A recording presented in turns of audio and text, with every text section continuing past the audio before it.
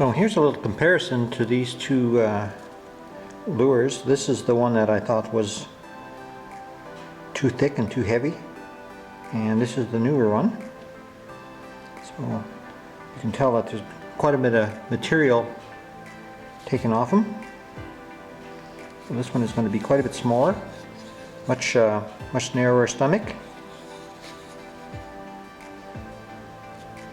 Anyway, this is what I was heading for. And here's what the eye socket looks like after being drilled with a 15mm Forstner bit. And you pop in the eye, you can see this one is got a nice bulge to it. And you can see it better this way. So that's probably a perfect eye there. The other side's pretty good too, actually. See a nice little bulge there. So this guy is ready for the next phase. I'm going to be splitting these things pretty soon, and we're going to have to, surprisingly, we're going to get a bucket of water out, and we're going to start looking at some of the lures that I already have and see how they sit in the water. So if this is the water level, you can have head down, tail down, or pretty much flat. So we have some choice in how this happens, and I think we're going to target dead flat, but to do that we'd have to do a little bit of work. So we're going to have to find a center of gravity. We're going to put some hooks here, just hanging here to give us the weight, and we're going to try and figure out where the center of gravity is, and then from that center of gravity we'll go either way inside with our hole for our lead. And this larger lure will be much easier to make flat. The 6 1/4 inch lures, they can be a little bit, this one here for example, can be a little bit difficult because there's so little area here to put the lead in. You just have to try, and you know what, they might end up a little bit like this, or they might end up a little bit like that, and either way, we're getting ready to split apart our lures. And the intention is we're going to be adding some lead, so we've got to answer a couple questions. How much lead, and where does the lead go? Looking at this large stick bait, whereabouts do we put the lead? Well, it kind of depends on what you want. Let me show you how this stick bait floats in the bucket. So if you're going to be doing stick baits, you will be doing some bucket work if you have significant preferences. So watch this guy. I'm going to kind of let him go, and we're going to see what's happened. So you'll notice that this guy, this lure, floats head up. Not saying it's right, not saying it's wrong, but that's what this one does. Now, some fishermen really like heads up, because when it's heads up like this and they give it a pull, it goes down and wiggles back and forth, and it'll go left, it'll go right. Very, very good action from a heads up lure. Same thing with a tail up lure. Once you've given the lure a bit of a twitch, that head can be just about anywhere, and the next twitch you give it, it will go off in a direction that is probably not the same one that came on originally. So I don't have enough experience to tell you which is the best. So you've seen this lure.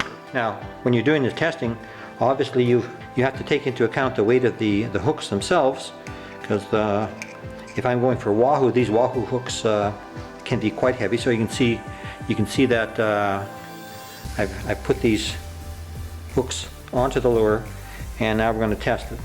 So here we go. Now this one is obviously heavier than water. Would it sink in salt water? I'm thinking yes. Just because of the rate that it sank, I would guess that this would be a medium sinker in salt water. But if you notice, it was sinking tail first. Let's try that again. Okay. Tail first. I hope the camera shows that. Okay, so let's try a couple other lures while we've got the pail set up. So this was the lure that I was copying. Put the hooks where they should go. Now that one definitely a sinker, and it sinks head down. Bear in mind, when you cast it out, you won't have a lot of stress on the string, and you'll probably just be allowing it to sink on its own. So this one is being sinked down. That's a real good Wahoo lure, right like that. That's perfect. Let's try one more.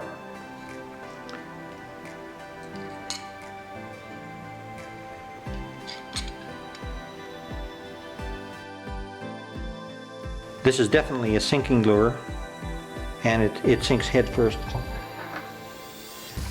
So what we've got to do now is decide what we want. And for example, I'm going to put this one back in the water with no hooks on it. I'm going to try to make one or two of mine that are floaters. I'm going to try and make them float dead center, but they could be a little bit tail down, a little bit head down. That's the decision that I have to make where I'm going to put this lead. So our first task is to decide how we're going to make our lures float. So this lure weighs 80 grams with no hooks, and it sinks. So obviously, whatever we do, we're going to have to make a lure that is less than 80 grams with hooks. So here's my little test rig. I've got the hooks, and I have enough lead to make this 72 grams right now. So the one that sank was 80, this is 72. So the question is, will this sink or will it float? Okay, that sank, but it didn't sink all that fast. So we're going to zero in on the weight. So I'm going to choose a slightly smaller weight.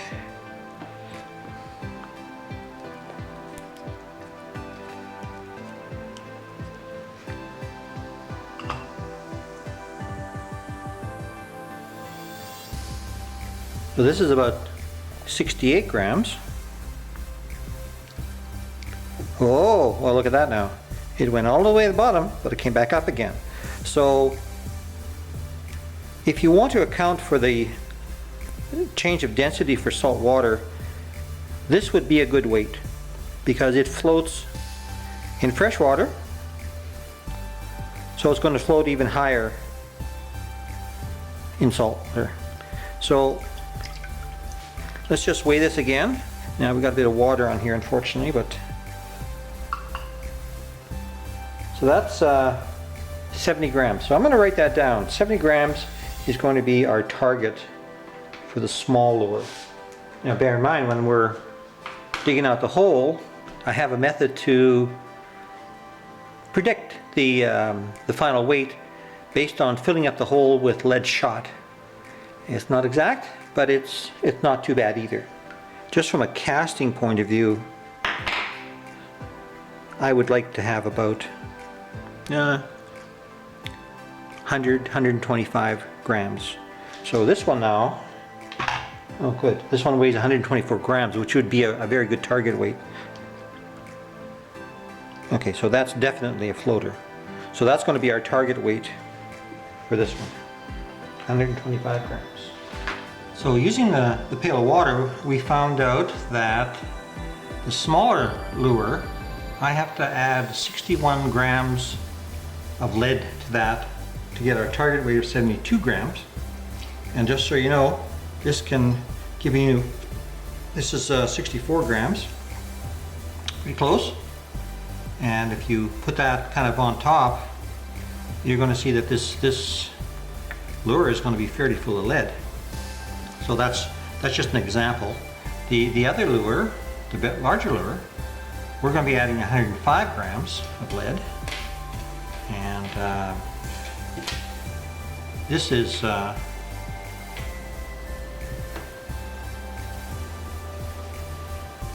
this is 105 grams of lead, so this gives you an idea of the volume.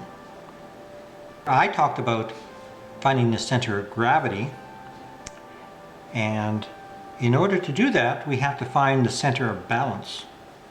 So if I was to take this rod here and just put it here, it's fairly easy to find, right about there, and surprisingly enough it comes right over the top of the belly loop hole. But we're not quite done yet, because we have stainless steel through wire, and we have a belly loop, and we have some hooks to add. So I made up this jig, just fits in here. Shouldn't surprise you that this jig looks an awful lot like the final product, but I made this specifically for doing this center of gravity or center of balance test. So what I can now do is I can put these hooks where they're going to sit. Now bear in mind also is when you're reeling this in, these hooks are going to flap back. It's going to continually change the center of balance, but this is the best we can do. So what I do now is I put this on a balance, make sure it's not touching the towel below, and I can actually find the center of balance.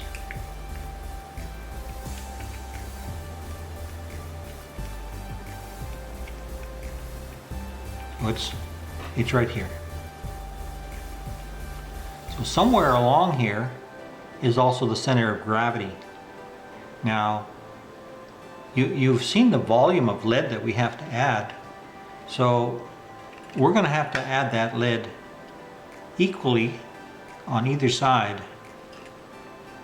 of that center of balance line.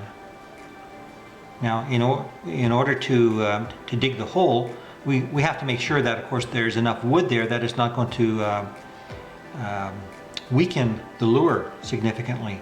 So we may have to move that up a little higher, which of course moves the center of gravity up. So we never really will know where the center of gravity is. It will be somewhere along here. Now the same issue happens when you say to yourself, well, I don't have any of these anymore. I lost them all. I got all bent up on all those big wahoo I was catching. So I'm going to use these heavier hooks. Now, it shouldn't surprise you that the center of balance is going to change. So there's the new center of balance right there. It's moved about at least a quarter, almost 3/8 of an inch towards the tail. So you can change how you fish a lure by the weight of the hooks. If you want this to, so in this case, this lure is going to fish slightly head up if I use these big. Now, if that's what I want, I do have some control over it. Now, the other lure, the larger lure, you got to do the same thing. So I made this little bracket here to slip in there,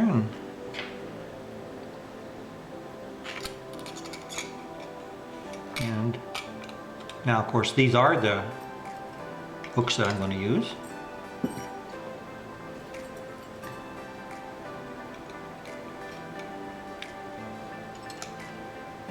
And once again, I can find the center of gravity.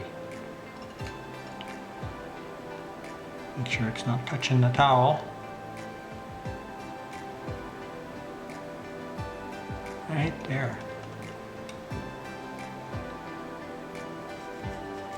And once again, I have to distribute that lead on either side of that center of balance.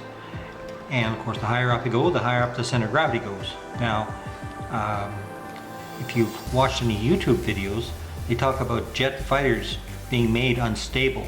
So as you bring the center of gravity up, this lure, shouldn't surprise you, will become a little bit more unstable. It will want to rock a little bit. Now, the effect of these single hooks is really quite dramatic. When you're out there fishing, they will always keep the lure fairly straight up. But as you increase the height of that center of gravity, it could be doing this a little bit more. So that means when you give it a pull, like when you're walking the dog or just kind of dragging it, it may turn and it'll go a different direction. So what ultimately is going to make the decision on where that lead goes is the thickness of the wood. You've seen how much volume of lead we have to put in there. That's quite a bit of lead. So I have to make sure that the wood isn't so thin after I dig out this hole that it has weakened the lure. So I may never know exactly where the center of gravity is, other than being somewhere here. But I'm looking forward to finishing this lure, and towards the end of the series, after we've got some two-part epoxy on it and it's sealed, we'll be able to put it back in the water and see what we've done, see if our calculations have given us what we want, see if it floats, and see if it floats tail down or head down, or I'm looking forward to that. Okay, I'm ready to try and split these two lures. Do the smaller one first. I like to use a pair of needle nose. You see how they got a nice taper on there, and you can kind of get in the holes here and gently, oh, you hear that crack? So the head's already cracked. Now I can get into the belly loophole, and there we go, look at that. I notice I'm wearing a glove here because one of the times I went through and I crammed the needle nose in my hand, so safety is always a concern. Try this bigger guy. Oh, beautiful. Okay, there we go. I've split the lure, and I've marked the center of balance on the inside and the outside. But before I start to dig out the wood, I have to take care of my little tool here. So I've got a nice little gouge here. It's from an old set. It's got pretty good steel, but without a good sharpening, it's not of much use to me. So I put a little bit of water on the stone, and every time I start a new lure, each half, I will give this thing a little bit of a sharpening, and of course that just makes the job so much easier. So one of the problems, of course, when you're using a very sharp tool is very sharp tools can cut very big holes in people. So I now have to be very careful that I don't wind up jabbing myself with this just recently sharpened chisel, and this can happen relatively easily. So I wear a glove as a safety issue, and now I'm ready to dig some wood. So I'm going to start digging kind of around here, a little higher than lower for now, and I've got some lead shot over here, and I'll show you how to use that.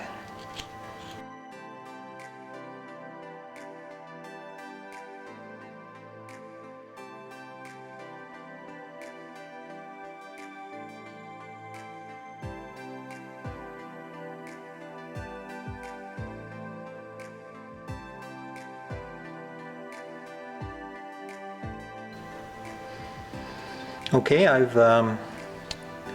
chopped out a fair bit, and I'm going to try to weigh it. Let me show you how this is going to work. And bring the weigh scale over here, and you can just see the lead in there. So I'm going to fill this up with lead, and then I'm going to weigh it, and that's going to give me an idea of what the final weight will be. Not, you know, not plus or minus a couple ounces. It's and the reason is that the measurement is inherently inaccurate because, you know, you're using round lead pellets which don't sit quite right, and there's lots of reasons for little bits of error, but it's not, it gives you an idea, and that's probably the biggest.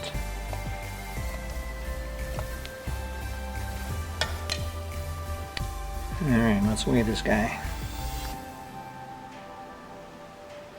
So that's 43 grams. I'm looking for 52, so I'm not quite there yet.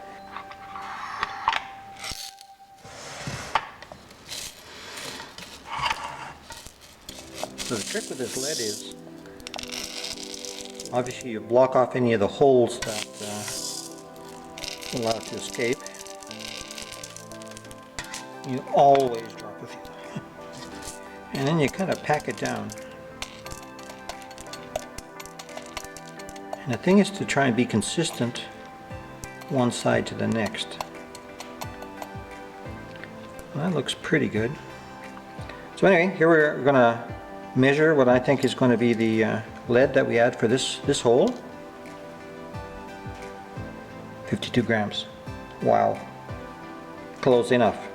Okay, I've got the second side now dug out as well, and I think you can see on this scale it's 49 grams compared to 50 grams for the other one.